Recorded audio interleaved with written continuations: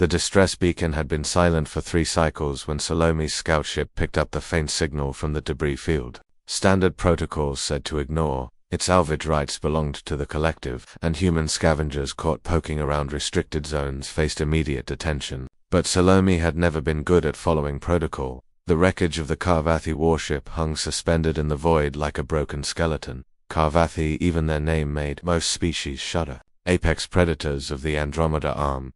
8 feet of scaled muscle and razor-sharp instinct. Their empire had conquered 40 systems before the collective brokered an uneasy truce. Nobody crossed the Carvathi. Nobody wanted to.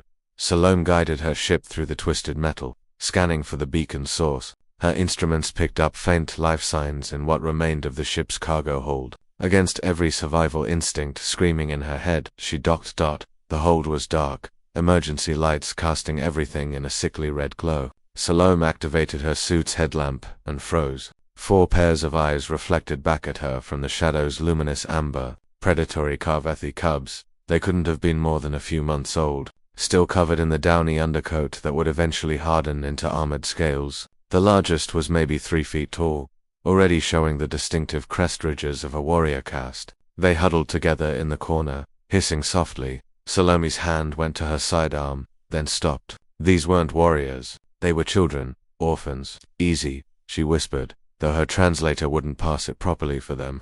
I'm not going to hurt you. The largest cub stepped forward, claws scraping on metal. Its translator collar flickered, damaged but functional. When it spoke, the voice was surprisingly small. Salome's heart clenched. She scanned the hold again, already knowing what she'd find. Or rather, what she wouldn't. No adult Carvathi signatures. No survivors except these 4. Your mother... Salome started, then stopped. How did you tell children their world had ended? That they were alone in a universe that feared their kind? The cub tilted its head, studying her with those 2 knowing eyes. You smell wrong, not Carvathi, but you came. Mother said someone would come. Smart cubs, already learning to adapt, to hope. That was dangerous in the void. Salome should have called it in, should have contacted collective authorities and let them handle it. Carvathi cubs would be valuable either as diplomatic leverage or as specimens for study. Someone would pay handsomely for them. Instead, she crouched down to their level. Are you our mother? The cub asked again, quieter this time.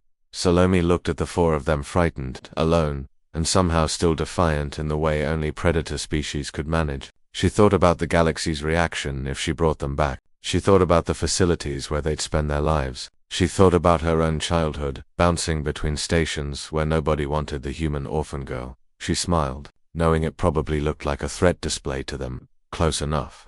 Chosen thought he'd seen everything in his 15 years working collective security. Smuggling rings, piracy, illegal genetic modifications, the usual catalogue of sentient depravity. But when Salome's ship appeared on his scanners 3 weeks later, broadcasting codes that were definitely fraudulent, even he was surprised. Salome Chen, he said when her face appeared on the com screen. Fancy seeing you here. I thought you were running salvage in the outer reaches.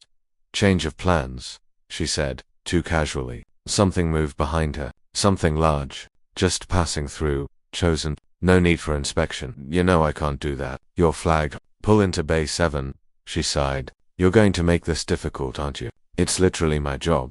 When he boarded her ship, Salome was waiting at the airlock with her arms crossed and an expression that promised trouble. Behind her, Chosen could hear movement, scratching, the distinctive click of talons on metal. Salome, tell me you didn't. Didn't what? Whatever is making that noise. She stepped aside, and Chosen found himself staring at 4 juvenile. They'd grown since the debris field. The largest was now nearly 4 feet, its scales beginning to harden properly. They stared at him with predatory focus, tensing as if ready to pounce. Easy, Salome said softly, and incredibly, they relaxed. He's safe. Chosen, Meat, Echo, Razor, Dancer, and Little Ghost. You named them, they needed names.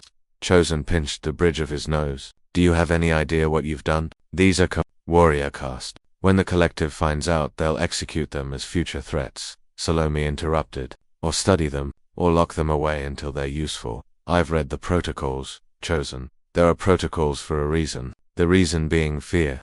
She moved to stand between him and the cubs. They're children. Yes, they'll grow into apex predators. Yes, they'll be stronger and faster and more dangerous than 90% of known species. But right now they're just scared kids who lost everything. Echo, the largest cub, made a soft chirping sound. Its translator crackled. Salome, mother says you are packed. Are you packed? Chosen looked at the cub, at Salome, at the impossible situation she'd created. I should arrest you, he said finally. But you won't. You're asking me to throw away my career, my reputation. I'm asking you to help me give them a chance. Salome's eyes were fierce. Humans know what it's like to be underestimated, to be feared just for existing. These cubs didn't choose their species any more than we chose ours.